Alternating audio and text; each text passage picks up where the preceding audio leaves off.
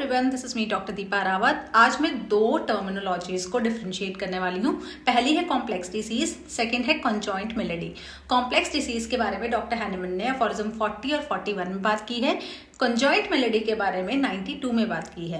पहले हम complex disease को देख लेते हैं, जहां पर हमारी पहली डिसीज क्रॉनिक है और दूसरी डिसीज भी क्रॉनिक है। दूसरी जो डिसीज है वो नेचुरल क्रॉनिक डिसीज भी हो सकती है और आर्टिफिशियल क्रॉनिक डिसीज भी हो सकती है।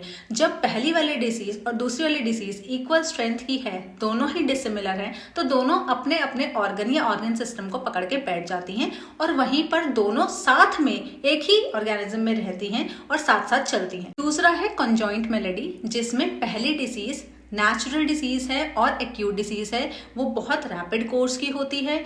दूसरा कि वो बहुत ज़्यादा ड्रेडफुल हो सकती है उस पेशेंट के लिए।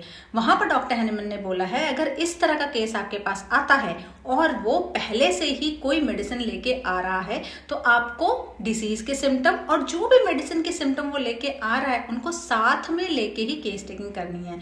पहली एक्यूट डिसीज और दूसरा मेडिसिनल डिसीज, दोनों को मिलकर बनती है कंजॉइंट मेलेडी। जो पहली एक्यूट डिसीज है वो बहुत ज्यादा रैपिड कोर्स की है और ड्रेडफुल है, पेशेंट की जान जा सकती है, पेशेंट के लिए फैटल हो सकती है। उसके साथ अगर कोई मेडिसिनल सिम्टम या मेडिसिनल डिसीज वो लेके आ रहा है, दैट इज कंजॉइंट मेलेडी।